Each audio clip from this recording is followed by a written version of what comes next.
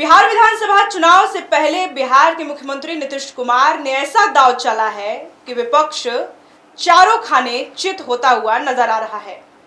दरअसल आज जिस योजना के बारे में मुख्यमंत्री नीतीश कुमार ने घोषणा की है, वो योजना पर लगातार विपक्षी पार्टियां नीतीश कुमार को घेरते हुए नजर आती थी और वो योजना का नाम है सामाजिक पेंशन योजना, जिस पेंशन को नीतीश सरकार ने 3 गुना बढ़ा दिया है।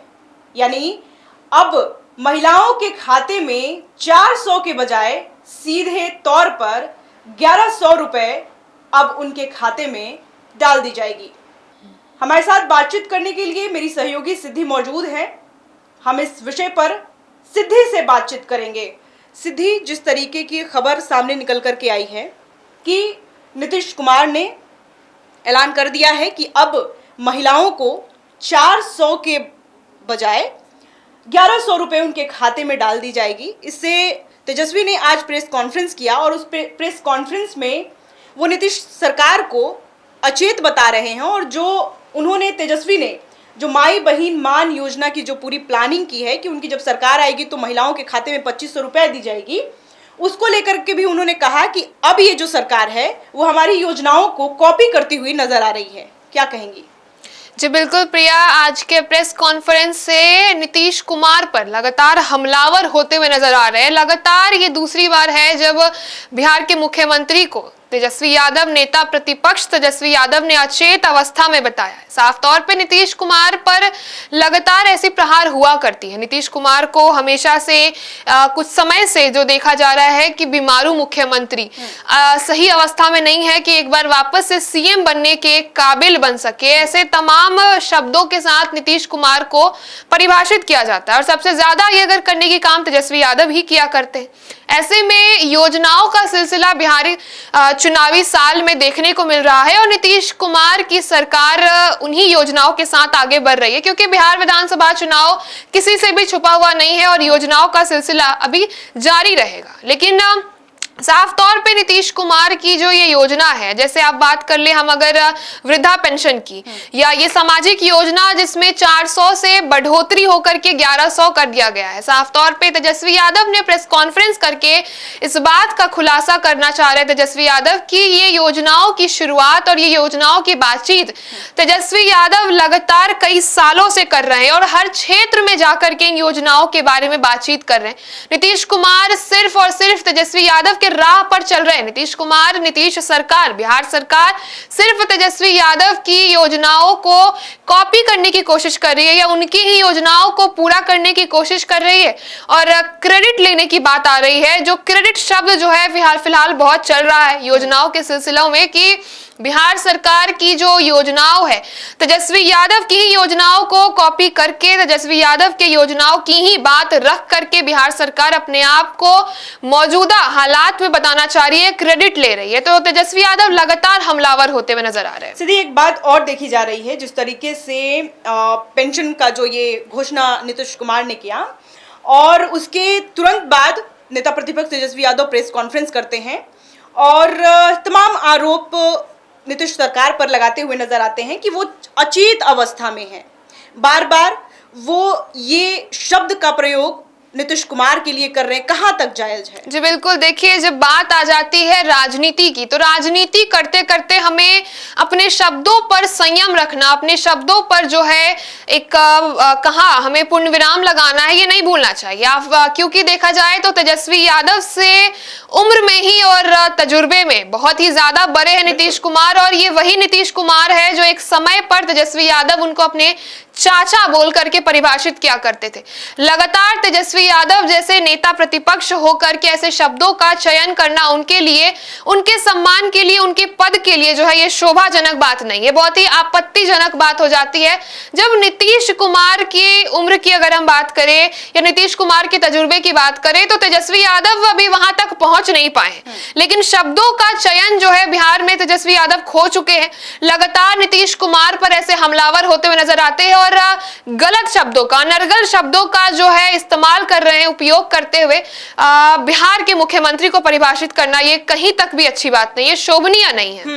नीतीश सरकार ही नहीं बल्कि उन्होंने प्रधानमंत्री तक को भी बीच में घसीट दिया है और कह रहे हैं कि पॉकेटमार है प्रधानमंत्री। जी बिल्कुल, देखिए ये पहली बार नहीं हुआ है। इस बात पर तेजस्वी यादव लगातार मुखर होकर के बातचीत करते हुए नजर आ रहे हैं। लगातार 2 प्रेस कॉन्फ्रेंसेस ऐसे किए गए तेजस्वी यादव के द्वारा, जहां पर उन्होंने प्रधानमंत्री नरेंद्र मोदी को जो है पॉकेट मार बताया है और पॉकेट मार बताते हुए उन्होंने परिभाषित भी किया है किस प्रकार से वो अपने शब्द चुन रहे हैं। प्रधानमंत्री को लेकर के ऐसे शब्दों का उपयोग कर रहे हैं, वो लगातार इन शब्दों को परिभाषित कर रहे हैं कि प्रधानमंत्री पॉकेट मार है।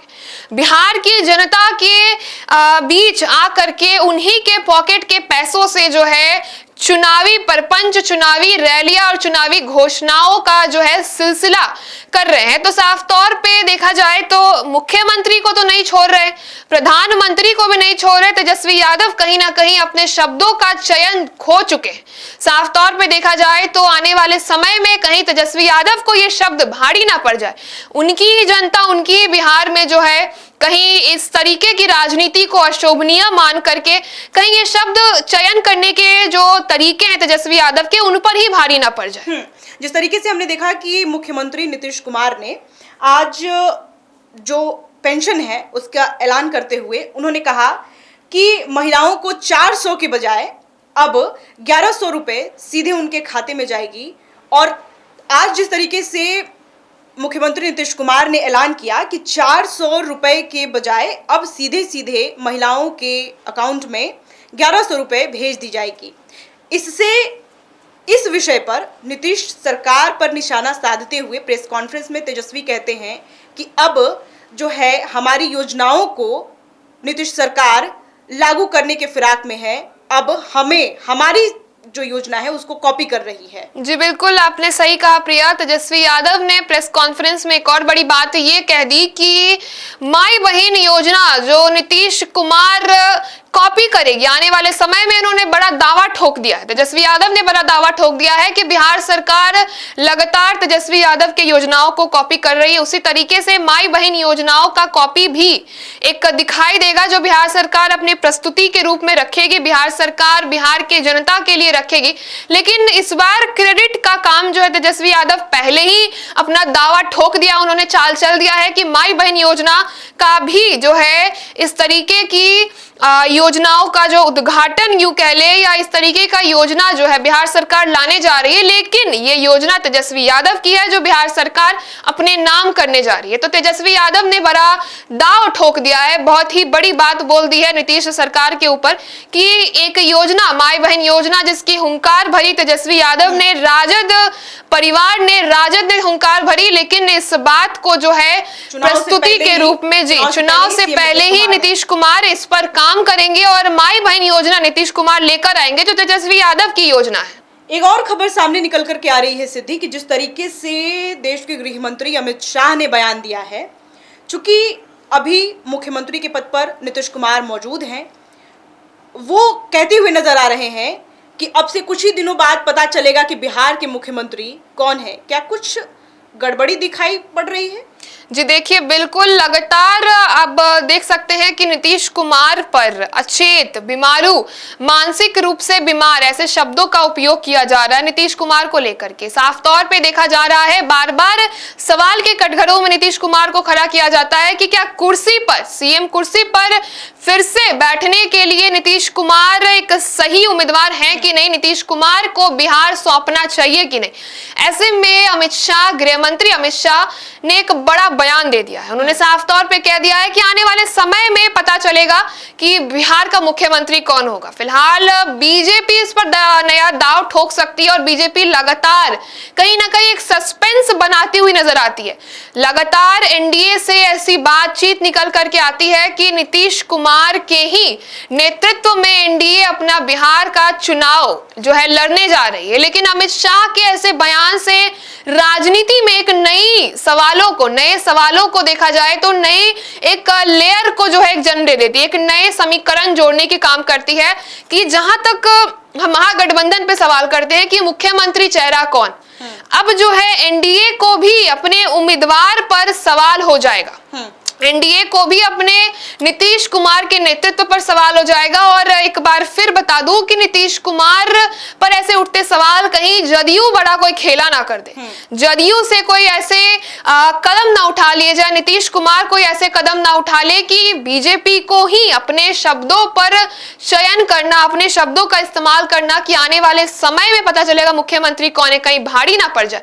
नीतीश कुमार कहीं बिहार चुनाव से पहले ही कोई बड़ी बात या कोई ऐसी दाव ना चल दे कि अमित शाह को अपने ही शब्दों पर जो है भारी पड़ जाए अमित शाह। देखिए सीधे जिस तरीके से प्रेस कॉन्फ्रेंस करके योजना की घोषणा के बाद जिस तरीके से नेता प्रतिपक्ष तेजस्वी यादव ने प्रेस कॉन्फ्रेंस कर ये बात कही कि हमारी योजनाओं को जो नीतीश सरकार है वो अब लागू कर रही है, क्रेडिट ले रही है, क्रेडिट की होड़ में है। इस बीच जातीय जनगणना का जो एक पूरा मुद्दा था उसको प्रमुखता से देखा जाए तो महागठबंधन ने उसको उठाया था कि जातीय जनगणना का जो पूरा ये मामला है वो देश में लागू हो और जातीय जनगणना करवाई जाए। लेकिन इस पर हमने देखा कि किस तरीके से यू टर्न लेते हुए, बड़ा स्ट्रोक करते हुए, मास्टर स्ट्रोक करते हुए प्रधानमंत्री मोदी ने दाव कर दिया कि इस तारीख को जातीय जनगणना पूरे देश में होगी। जी बिल्कुल, देखिए अगर हम बात करें बिहार में या फिर देश में जातीय जनगणना की लड़ाई बिहार में महागठबंधन की रही है। मुखर होकर के तेजस्वी यादव कहते हुए नजर आए हैं, मुखर होकर के जब भी राहुल गांधी आते हैं जातीय जनगणना पर सवाल खड़े करते हैं। हालांकि जातीय जनगणना पर सवाल खड़ा करने वाले लोग ये अक्सर भूल जाते हैं कि आखिरी बार जब जातीय जनगणना हुई थी तब नीतीश कुमार तेजस्वी यादव के साथ ही सरकार में थे। अपने ही चयन पर, अपने ही चुनाव पर जो है सवाल तो खड़े करते हैं। लेकिन एक और बड़ी बात ये निकल करके आती है कि नरेंद्र मोदी ने जो है एक बहुत ही बड़ा ऐलान किया था जातीय जनगणना पर, जिस पर साफ तौर पर महागठबंधन की अपनी एक विचारधारा रही कि ये लड़ाई महागठबंधन की रही, लेकिन क्रेडिट लेने का काम नरेंद्र मोदी कर गए। महागठबंधन की लड़ाई थी जातीय जनगणना, लालू यादव की लड़ाई थी जातीय जनगणना, लेकिन नरेंद्र मोदी यहां पर भी जो है अपना दाव ठोकने और कहीं ना कहीं चुनावी परपंच पर इसको लाने का जो है काम कर गए। बहुत शुक्रिया हमसे बातचीत करने के लिए सिद्धि, और इन विषयों पर गहनता से जानकारी देने के लिए। देखिए किस तरीके से बिहार में विधानसभा चुनाव अब से कुछ ही महीनों बाद होने वाले हैं। ऐसे में तमाम विपक्षी पार्टियां जो हैं वो एक्टिव मोड में हो गई हैं, और इस बीच एक बार फिर से बिहार के मुख्यमंत्री नीतीश कुमार ने महिलाओं के वोट बैंक को साधने की कोशिश की है। गौर करिएगा, महिलाओं के वोट बैंक को नीतीश सरकार साधने की कोशिश किया है उन्होंने।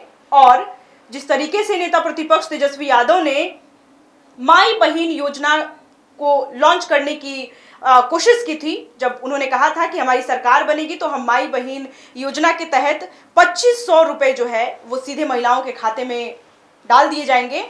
लेकिन अब वो तमाम बातों को लेकर के सीएम नीतीश कुमार ने एक बड़ा मास्टर स्ट्रोक बोल करके पूरे चुनावी प्रक्रिया को बदल दिया है। ऐसे में देखना दिलचस्प होगा कि क्या कुछ तेजस्वी यादव की आगे की रणनीति रहती है। बहरहाल इस खबर में इतना ही। ऐसे तमाम खबरों के लिए आप बने रहे फर्स्ट बिहार झारखंड के साथ।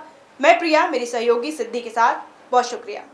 पनोरमा ग्रुप, जो सोचता है वो करता है, आपके अपने सपनों का आशियाना। ये लो मुंह मीठा करो, आज मैंने अपना जॉब छोड़ दिया, अब हम पूर्णिया वापस जाएंगे। जॉब छोड़ दिया है? मतलब ये घर कैसे चलेगा, हम करेंगे क्या, और माँ बाबूजी क्या बोलेंगे? इसलिए मैं एक और मिठाई का डब्बा लाया। अपने बिजनेस के लिए लोन अप्रूव हो गया।